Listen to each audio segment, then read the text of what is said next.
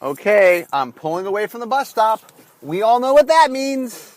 Actually, I don't know if we all know what that means. What it means is my daughter, it was raining today, and so I drove my daughter to her bus stop, and so she just got on the bus, and I'm now headed to work.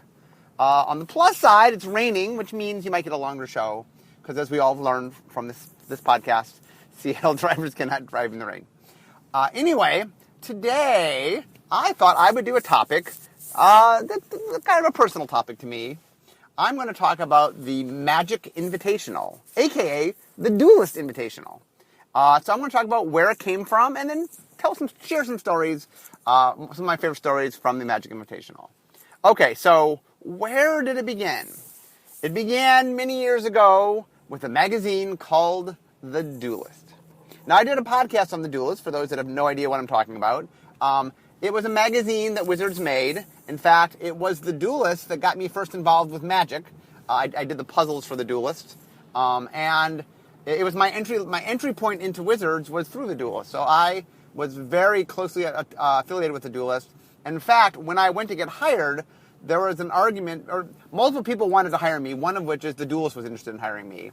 So the agreement we made when I got hired was that I was going to be the R&D liaison to The Duelist, which I was.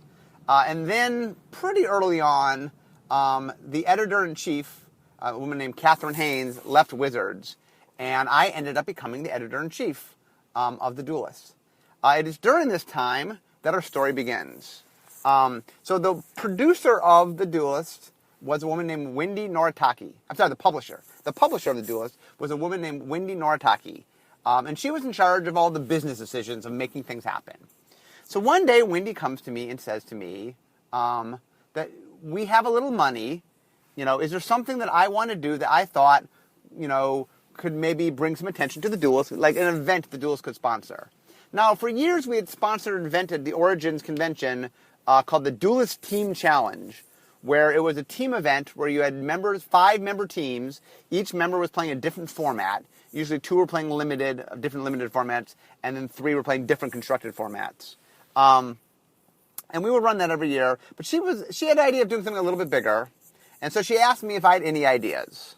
Well, I did have an idea, and my idea was the Pro Tour had started, and I said that if we were trying to imitate sports, I think we should have an all-star game. And the idea was that we would fly some number of players. I think 16 was actually my very first suggestion. We'd fly 16 players. Oh, I know. I wanted to do a round-robin tournament. And for those who don't know what a round-robin tournament is, it's a tournament in which every player plays every other player once. And I decided that we'd invite 16 players. That means a 15 tournament. It's something we could run easily. We could do it in 2 days, or we do it in 3 days if we wanted to be a little more leisurely about it. And so I pitched this idea of doing what I called the Duelist Invitational, meaning that in order to you had to get invited. It was a special tournament, not just anybody could play. It was an elite tournament that only a small number could play. And I was modeling it after the All-Star games of mini sports. Here in America, we have baseball has an All-Star game, and there's a Pro Bowl, which is a football All-Star game, and basketball is an All-Star game. I'm sure in other worlds, soccer, I'm sure must have some sort of all-star game. Anyway, so we started looking. And the idea was we didn't have a lot of money. And the reason this was, I was proposing it is, all we were going to do was pay to fly and put up the players and a little bit of staff that needs to run it. We didn't have money for a prize, so I got creative and I said, well, how about this? How about the winner gets to make their own card? And with help from R&D, they're not carte blanche. And the card would be developed, and, it would go through the normal channels. But, they'd have a chance to make a card. I thought that was pretty cool. So what happens is we plan to have the event down in San Diego. There's a very famous hotel called the Hotel Coronado, which is this fancy hotel. And we were like, okay, San Diego's not too far away. A good chunk of the players lived in the United States, so that wouldn't be too expensive to fly them there. We had some international players, but we felt like, okay, we could pull the whole thing on a budget that Wendy could do. And so we were all set and all ready to start the Duelist Invitational in San Diego. And then something happened. So what was going on at the time was we were starting to try a Grand Prix system, a system of Grand Prix, which obviously now are a big thing. But we were about to start it. And Hong Kong, at one point, they were talking about it becoming the first Grand Prix. And so they planned a big event in Hong Kong. And then it turned out the Grand Prix weren't ready. We couldn't have a Grand Prix in Hong Kong. And so they were scrambling to find something to sort of, because they really wanted this high-focus thing. And they ended up making something called the Tournament of Champions. And so they came to me, because I had been talking in R&D about this idea. And SCAF, who, I've talked about SCAF Elias, one of the East Coast playtesters, designed Antiquities and Ice Age and Fallen Empires and Alliances. SCAF worked in R&D for a long time. He was actually a brand manager of Magic for a while. He was very high up. He was an executive vice president. And SCAF kind of did the stuff SCAF did. He tended to sit in R&D, but he was the person who created the Pro Tour. SCAF was very highly involved, and that SCAF came to me and said, so Mark, this Invitational you want to run, how about you run it in Hong Kong? And I'm like, what? And then I'm like, well, SCAF, we have a budget. I'm not sure our budget can make it Hong Kong. He goes, no. We'll cover the everything. And I'm like, oh, okay, if you cover everything, well, yeah. I mean, I went to talk to Wendy, but yeah, okay, Hong Kong. Hong Kong sounds awesome. And I was like, much, much grander than I thought. I thought we were going to be in San Diego. But I was excited. Okay, Hong Kong, sure, we'll do Hong Kong. So I started the wheels in motion. And the idea of the Invitational was that some slots were invited based on, winning certain tournaments. And some of them were based on, voting from the fans. And there's a whole different set of criteria. Some had to do with ratings. And every year, exactly how it worked would change. And I think the first year was more a cabal. I think that me and a few other players just picked the people. I think later on it would be a little more transparent, and here's how you got invited. But for the first year, I actually think we just picked people. And I was trying to get a wide spectrum of people, so we were from different places, and I wanted to make sure we had some international people and not too many Americans. And I was trying to represent all the different continents as best I could. And so the first year, we invited everybody, and I remember the last minute, Mark Justice, who was one of the big superstars, his brother surprised him with a wedding. With a month to the wedding. It's like, guess what? I'm getting married in a month. And so Mark called me, and he was not so happy. I mean, he was happy for his brother, but he's like, okay, I got to go to my brother's wedding. And so at the last minute, I had to replace Mark Justice. So I replaced him with Mike Long. And that's how Mike Long ended up at the very first Invitational. And at the time, it was called the Duelist Invitational because it was for the duelist. And really, there wasn't any online coverage at the time, so mostly the coverage was in the magazine. So if you go back and look at the magazine, you'll see, we did coverage. I did a bunch of things. One of my favorite things is this grid. I'm not sure if I did this for the first one, but I made this grid where it showed everybody what format they played against who and how they did, and it was one of the most tightly. There was more information in that densely one little graphic than I've ever seen in another graphic, because it talked about what the formats were and who played who and how they did, and So anyway, the very first Invitational, the way we ran it was I actually had 6 formats. In every other Invitational, I would have 5 formats, but this one I had 6. So what I did was all the constructed formats, there were 3 of them, were 3 rounds, and all the limited formats, there were 3 of them, were 2 rounds. So I don't remember. Here's what I do remember. So one of the formats we ran there's something called Duplicate Limited, what Duplicate Limited is, or Duplicate Sealed, is I made a list of cards, and then every single person got the exact same list of cards. I'd always wanted to do this format. I thought it was a very skill-testing format, because not only do you have to make a deck, but that's the environment. Everybody has what you have, and so you have to figure out, not only what's the best deck, but the best deck knowing that other people have the same cards. So I did Duplicate Limited. That was the only format played at not every Invitational. We had some problems once we got on Magic Online. We'll talk about that later. But for every everyone around with paper cards, we had Duplicate Limited. The other format that I ran in a lot of the formats was something called Solomon Draft. And what Solomon Draft is where it's a 2-person draft format where you take, how many cards is Solomon? You take 4 cards, I think. You take 4 cards off the top and divide them in 2 piles, and the other opponent chooses which pile to take. Is that right? 4? Is it 4 or 6? think it's 4. Anyway, it's a very good 2-person format because it's very skill testing, figuring out what you want, and because you are the only 2 people drafting, anything you don't take, your opponent gets. And so with time, cards start changing their value because different players are going to value them differently. For example, if my opponent's taken a lot more green cards than me and a really good green card comes up, I know that they want it more than I want it, so that I can take that into account when trying to do the divide. Anyway, and the third limited format we did was called, what's it called? Backdraft. Backdraft, where the idea is you're trying to draft the worst possible deck, and then your opponent plays with the deck you draft. And that format taught me a very important lesson, because it is a fun format to kind of think about, and it's kind of fun. The draft itself is kind of fun, but the games are, oh my God, painful. And I learned that part of doing a good spectator thing is that the games have to not just be fun to watch happen, but watch being played. And I think that's an important lesson of any kind of invitational thing in which you want people to watch the games. I mean, here we were reporting it, so I guess it was a little less painful. But later on, we would start covering the invitationals online.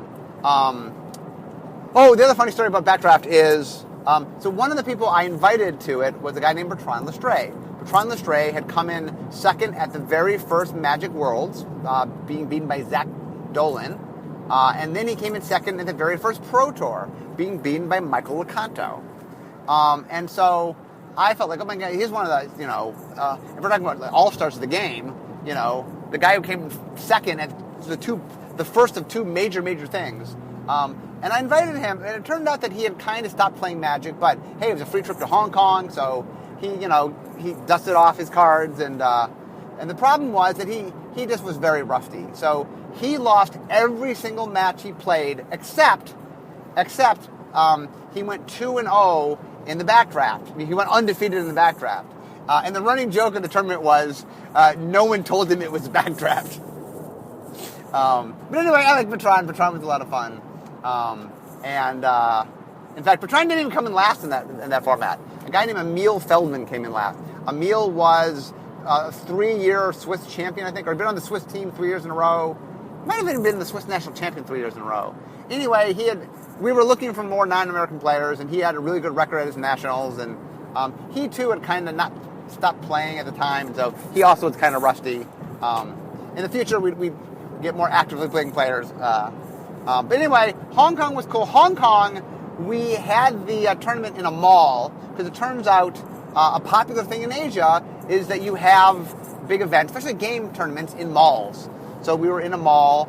I remember when we were going there, there's this giant curved escalator that you had to go up. That was really cool. I'd never seen anything like it.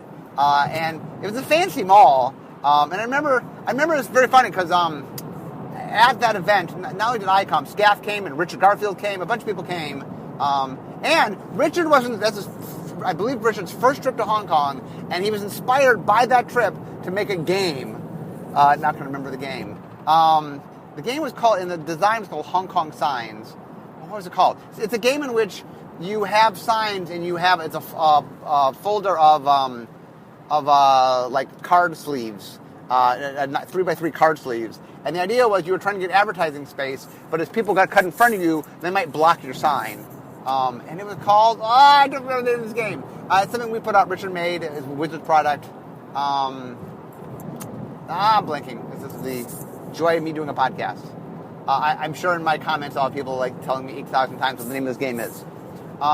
So anyway, in Hong Kong, I don't remember the constructed formats. One of the things I would always do back in the day is I would make, of the 3 formats, usually what I would do, this is the very first one, so this might not have been true, I would do one normal format, meaning a format that was just applicable.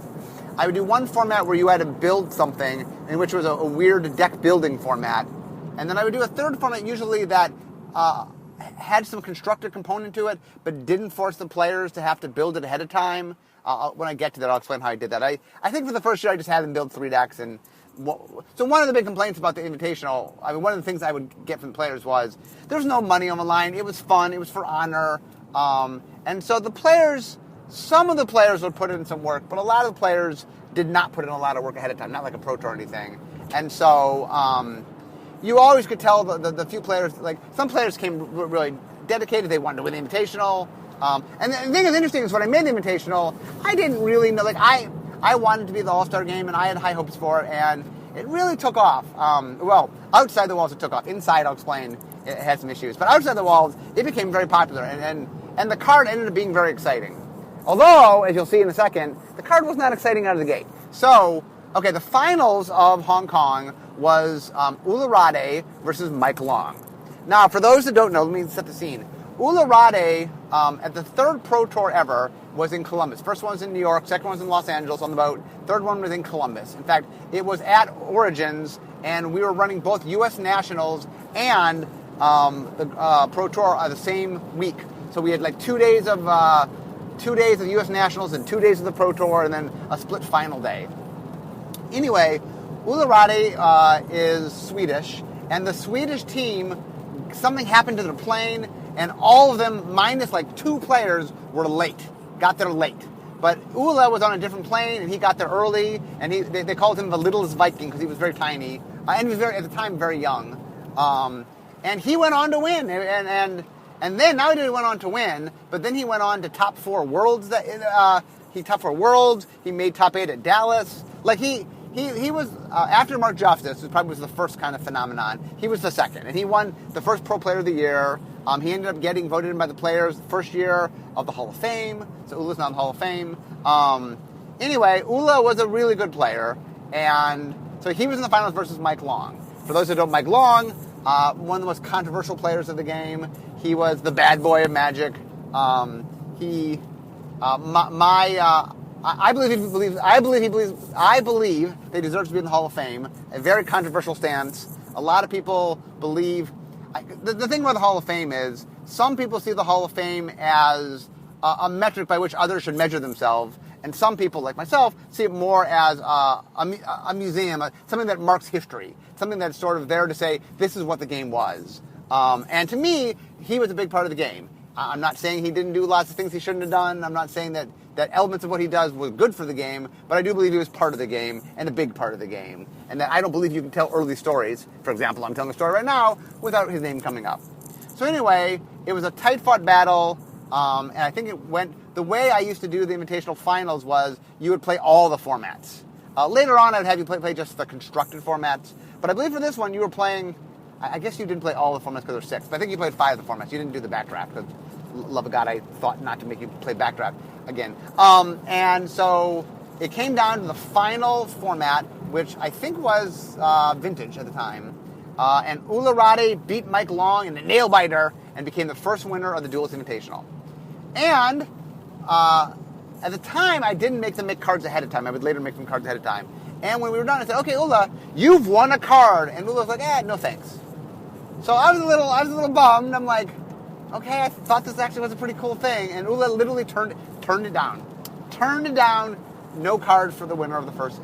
Well, some of you might go, wait a minute. Isn't there a little card called Sylvan Safekeeper? There is. But if you'll notice, Sylvan Safekeeper came out later. And I'll explain why when we get there. Well, I guess I explain why now. What happened was, the next year, Darwin would win, spoilers, and he would make a card. It would be Avalanche Riders. It went over really well. You know, it was a good card. People were calling it Darwin. And, Ula sort of, after a couple of years, saw that the cards really were becoming this cool thing. And he came back to me and he said, look, I was wrong. This was something that was valuable. I would like a card. Could I have a card? And so I said to him, I go, yeah, you can have a card. You earned it. I go, my only requirement was we have to picture you as when you won. Because when he won, he had really long blonde hair, and by the time he asked for the card, I think he was in the army, he had shaved his head. So I'm like, you need to look like you when you won. That was my only thing. That it has to mark, the, you winning the event and how you looked. Anyway, we'll get there in a second. So, that was Hong Kong. Hong Kong was awesome. It was great. And Hong Kong sort of set the tone for the Invitational. So what happened was, I got contacted by the South American or Brazilian office, and they were like, or maybe they contacted Wendy. Anyway, they contacted us, and they said, we would really like to host the Magic Invitational, the Duelist Invitational. So year 2, Rio de Janeiro.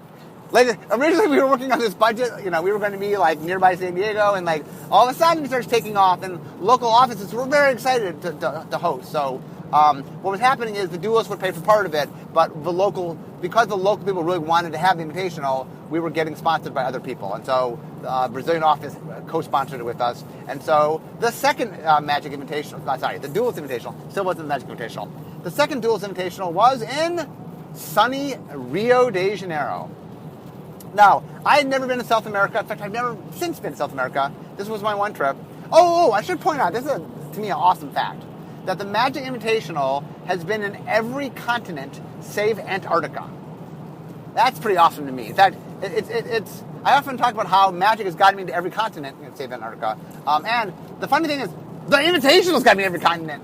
In fact, both my single trip to Africa and my single trip to South America were both for the Magic Invitational. I've been to Europe and Asia and Australia multiple times, but I was in Rio de Janeiro. You'll find out later I was in Cape Town. Those are my two trips so far to South America and to Africa. Okay, Rio de Janeiro. It was fun. So one of the things that we did that started in Hong Kong was because we were invited by the local people, and we wanted the players to get adjusted to the time. We would come in early, and we would have a tour. So in the early Invitationals, we would always have a tour. So in Hong Kong, they took us out. We saw all the different things and saw temples and all sorts of cool things. And then in Rio de Janeiro, they took us out, and we saw, once again, it was where did we go in Rio? Actually, did the tour get canceled in Rio? Oh, I know what happened, was they were going to do a tour and something happened, so I ended up taking out the players on the tour, although a more abbreviated tour. But we went out to the beaches and saw a bunch of different areas, and I guess the Rio tour wasn't as fancy as some of the later tours. But anyway, we had Rio, we had a bunch of players. So this time, there were two players that weren't able to make it, one of which I found out ahead of time, a guy named John Yu, and so I replaced it with another player. I forget who replaced him, but one player, a guy named Jason Zila, who was out of Los Angeles, a young kid who top 8 a couple Pro Tours, he canceled at the absolute last minute, and I was not able to replace him. So Rio only had 15 players, and the joke of the tournament was that I kept Jason Zila, to play Jason Zila meant you got the bye, because Jason wasn't there. But every round, as I called up pairings, I would just pair them against Jason Zila, and that meant that you got the bye. And that tournament, the finals of that tournament were, can I remember this? Darla, it was Darla Castle versus, from the Czech Republic, Jakob Schlemmer. Jakob had won, Jakob won the World Championship the year before? I think he had. I think he was the world champion. Anyway, so Rio, by the way, so we go down to Rio, and it is 104 degrees in the shade. No, in the shade, in the sun. It was, maybe in the shade. It was hot. I guess the shade would make me hotter. It was hot. So we were together with this Grand Prix. And in fact, John Finkel and Steve Owen-Schwartz and Adam Katz, a bunch of pro players came down to play in the event. They weren't in the Invitational, but they were playing in the event. So the Invitational, by the way, so we were in this old building. And so they stuck up in this glass room. It was the only air-conditioned room in the whole building. And mind you, Rio was hot. Hot. Maybe the hottest I've ever been. Like, I remember being in my room, and I was just, sweat dripping off me, and I opened the window, and, just hot air blows in. Rio was very hot. Rio was lovely. It was gorgeous. It was beautiful, but it was hot. And we were there in, I think, their summer. We were there in our winter, but it was their summer. And so we were in this air-conditioned room, and up above, the Grand Prix was on the second floor, pretty much in the hottest place. Not only was it hot in Rio, but they were in this building in the upper floors that didn't have any circulation. It was just an oven. And I remember Charlie Catino, who was the head judge for that event, would come down to our booth and just lay on the floor for a couple minutes every once in a while. And you would think you had dipped him in a pool. He was just, it was all sweat, but it looked like he'd gone swimming. That's how wet he was. And Charlie probably lost some weight that day. And the other thing that was funny is because we had a glass closure, that all the players that in the States, seeing pro players wasn't that big a deal. But in Rio, it was almost unheard of, especially the named players, the top stars of the game. And so all around us were faces pressed up against the glass, And the thing I found hilarious was, at first I thought that they were just so excited to see everybody, which they were. But also I realized later that, the glass was cool. But anyway, and when the players would leave, they'd be swarmed by players and wanted autographs. And it's the first time I think some of these people, were true celebrities, where just people were clamoring for attention. And they ate it up. They had a good time. So the finals of Barcelona was Darwin Castle versus Jakob Schlemmer, and Darwin was sick as a dog. In fact, we had multiple times where we had to pause gameplay so Darwin could go throw up because he was sick. But despite it all, it was kind of impressive actually that Darwin, despite being, crazily sick, beat Jakob and won to become the second Invitational winner. Now, unlike Ula, Darwin wins, and then 2 seconds later, here's my card. He had made it. He hands it to me. He was excited, and the card he had turned in was very, very close to his card. So his card is Avalanche Riders, which is a creature with Echo. I think it's a 2/1 with Echo. Then when it comes into play, it destroys target. I think it's non-basic land. I did not write all these cards down. But yeah, anyway, it destroyed a land when it entered the battlefield. I think what happened was, I think he turned it as a 2/1, and we changed it to 2/2, and then we made it Echo. So essentially his card was a little too powerful, so we depowered it by adding Echo. And one of the things we always tried to do was add whatever the mechanic was that was on the new set. We tried to take the card and weave it in. So we would take the essence of what they wanted. And in fact, when he turned it in, I think his name was Avalanche Rider. He turned it as Avalanche Rider. We decided we liked the name. Oh, and it turned out that card was in Urza's Legacy. And I was the person who did the card concepting for Urza's Legacy. Through a fluke of events, I did the card concepting. And so I just said, now we had never, at the time, we had not promised the players that their picture would appear on the card. That wasn't, in the early days, that wasn't something we promised. But I said, it's a human, because it ended up being a human nomad or something. And I'm like, oh, well, it's a human. Well, what, can we just show Darwin? Could it just be, someone has to be the model. Why not make it Darwin? So I got a picture of Darwin, and I got the artist to do it.